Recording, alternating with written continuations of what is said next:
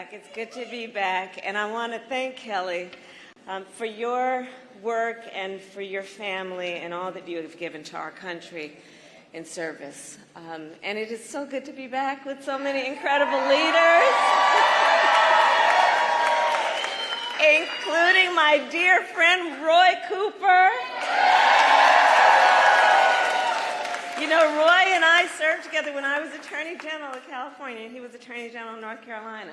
I've known him for almost 2 decades, and he is an extraordinary leader. And I want to also thank the extraordinary leaders who are our service members and their families who are here with us this afternoon. Thank you all. You know, one of my greatest honors as Vice President is to meet with our service members around the world.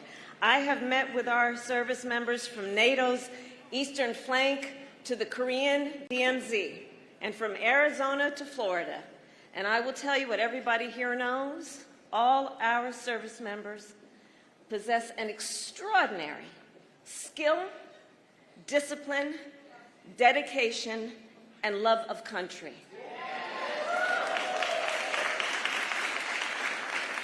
And I know their families serve with equal dedication, and I thank you also. And I say everywhere I go around the world, we are so proud that the United States military is the greatest fighting force the world has ever seen. Which is why President Biden and I are proud to have passed the PACT Act, the largest expansion of health care and benefits for veterans and military families and survivors, the largest benefit in decades. So thank you again, everyone here, and in particular our military members and your families, for the service and the dedication that you have shown. So today, we are 110 days out from the election. And while many of us have been involved with these elections for every 4 years practically, nearly every time we will say, this is the one. Well, this here is the one. The most existential, consequential, and important election of our lifetime. And there is so much at stake. Last night was the latest example. So some of you may have heard Donald Trump's running mate deliver remarks at the Republican National Convention. He talked about his life story about growing up in Southwest Ohio, and it was compelling. It's a compelling story. And it was not the full story. Frankly, what is very telling is what he did not talk about on that stage. He did not talk about Project 2025, their 900-page blueprint for a second Trump term. He did not talk about it because their plans are extreme and they are divisive. In recent days, they've been trying to portray themselves as the party of unity. But here's the thing. If you claim to stand for unity, you need to do more than just use the word.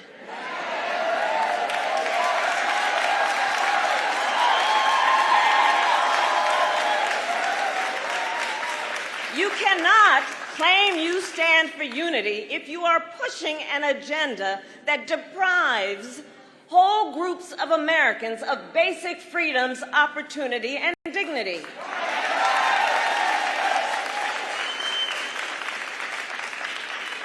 You cannot claim you stand for unity if you are intent on taking reproductive freedoms from the people of America and the women of America, trying to ban abortion nationwide as they do and restrict access to IVF and contraception as their plan calls for. You cannot claim to be for unity if you try to overturn a free and fair election and threaten to terminate the United States Constitution. And you cannot claim to be for unity when your entire economic agenda is designed to prioritize billionaires and big corporations over the middle class.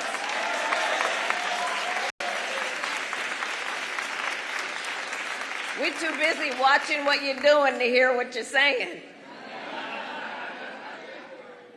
And let us unpack that last point about the economy. This race can be boiled down to a single question. Who fights for you? Now, we know whose side our President Joe Biden is on. He grew up in a middle-class family in Scranton, Pennsylvania, and he has never forgotten where he came from. And I have been a first-hand witness. With every decision he makes in the Oval Office, he thinks about how it will impact working Americans. He understands everyday struggles because he has actually lived them. So, friends, I say the contrast between Joe Biden and Donald Trump is like night and day. But with the selection of his running mate this week, Donald Trump is also trying to distract people. He wants to direct attention away from his record and his Project 2025 plan to suggest that he and his running mate are going to prioritize the middle class. But we are not buying it. We are not falling for the okie doke. As many of you know, I am a former prosecutor. So I say, let's look at the facts, shall we?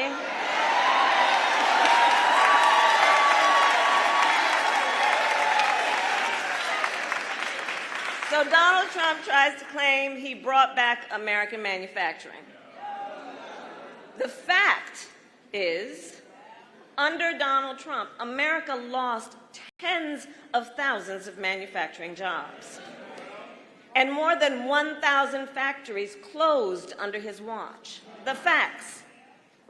Meanwhile, President Joe Biden and I have created nearly 800,000 new manufacturing jobs. So much so it's been described as a manufacturing boom. Last night, we heard claims that Donald Trump is for fighting for our seniors. Well, how the heck can you claim you fight for seniors when you intend to cut Social Security and Medicare? Which we all know is a lifeline for so many of our seniors.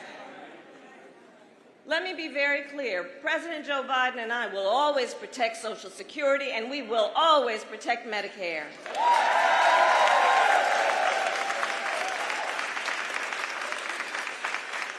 All while we continue to fight to lower the cost of prescription drugs for our seniors. It is President Biden and I that took on Big Pharma and finally capped the cost of insulin for our seniors at $35 a month. Who here has a family member with diabetes to know what that means? Right. But Donald Trump and his running mate intend to get rid of our $35 cap on insulin. They will side with Big Pharma and let them make prescription drugs more expensive. Not only that, on the issue of health care, they intend to get rid of the Affordable Care Act. Donald Trump and his allies tried more than 60 times to end the Affordable Care Act. 60 times. To give insurance companies back the power to deny people with pre-existing conditions. Y'all remember what that was like? Children with asthma? Women who had survived breast cancer? Grandparents with diabetes? President Biden and I, on the other hand, have made the Affordable Care Act more strong. Because, you see, we believe health care should be a right and not just a privilege of those who can afford it.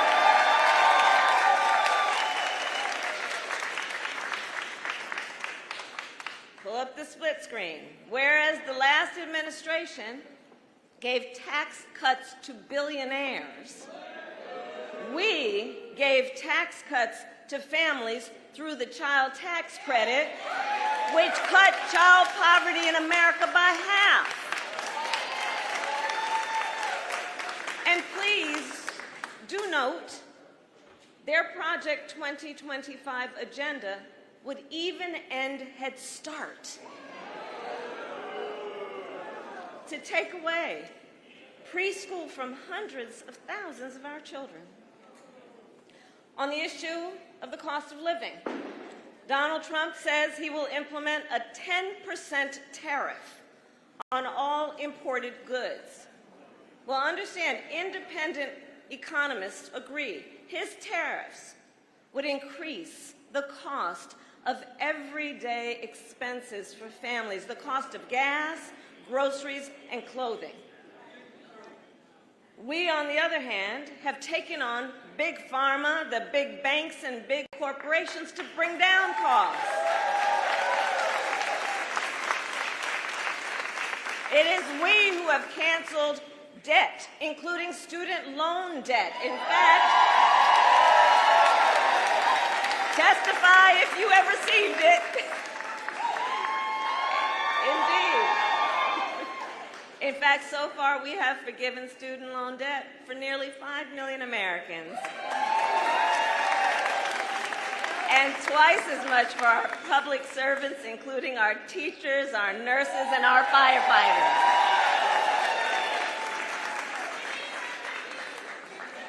You're welcome. We are also fighting to lower energy costs. We made historic investments in clean energy. Today, America has record energy production, and we are energy independent. But Trump wants to roll back our progress. Check this out. In fundraisers with big oil lobbyists, he wanted to trade clean energy investments that we made for you for a $1 billion campaign contribution he could get for himself. Understand motivation. So North Carolina, I think it is clear. If Donald Trump were to win in November, he will continue to sell out working families. He will continue to attack reproductive freedom, and he will continue to undermine our democracy. Ultimately, in this election, we each face a question, and herein lies our power.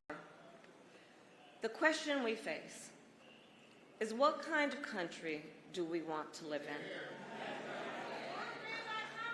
Do we want to live in a country of freedom, compassion, and rule of law, or a country of chaos, fear, and hate? We each have the power to answer this question. So today, then, I ask North Carolina, are you ready to make your voices heard?